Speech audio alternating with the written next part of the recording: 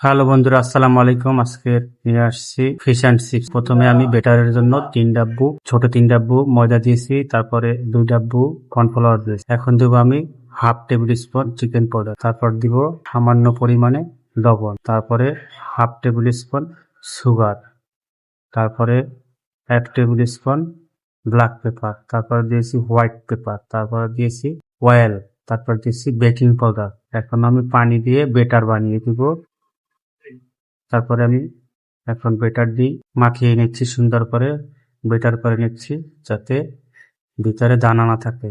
দড়ি ফিশ নিয়ে এসেছি, বা আপনারা পাঙ্গাস মাছ বা কোরাল মাছ নিয়ে ওইগুলো করতে পারেন। অবশ্যই এটি বাচ্চাদের জন্য স্বাস্থ্যসম্মত, এটি আপনারা বাসায় ট্রাই করবেন। প্রথমে মাছটা পেস্ট নিয়েছি, তারপরে হোয়াইট পেপার নিয়েছি, তারপরে ব্ল্যাক পেপার নিয়েছি, চিকেন পাউডার নিয়েছি, তারপরে আমি চিনি নিয়েছি, তারপরে আমি সামান্য পরিমাণ লবণ নিয়েছি। যেহেতু চিকেন পাউডার দিয়েছি এই জন্য লবণটা পরিমাণ কম রাখ। লেমন দিয়ে দিচ্ছি, লেবুর রস। এখন এটি ম্যারিনেশন করে কিছু সময় রেস্টে রাখতে হবে ম্যারিনেশনের জন্য। আমার রেস্ট শেষ। তারপরে আমি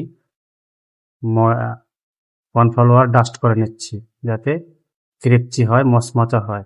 একে একে করে ডাস্ট করে নিচ্ছি সুন্দর করে। এখন আমি বেটারে দিয়ে ভেজে নেব আস্তা হিটে।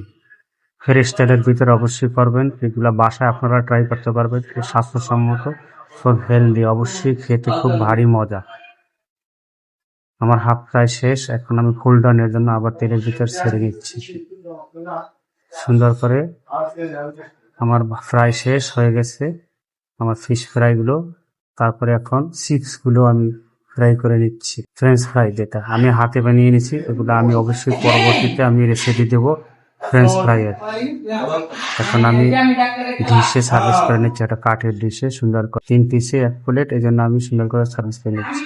ফ্রেঞ্চ ফ্রাই দিয়ে নিয়েছি। বার্গারের যে সসটা এটা এসার সাথে ব্যবহার করতে পারবেন। অবশ্যই আপনারা বাসায় বা বিভিন্ন রেস্টুরেন্টে অবশ্যই ট্রাই করবেন। সকলে আমার জন্য দোয়া করবেন, পেস্ট্রি ফলো দিয়ে পাশে থাকবেন।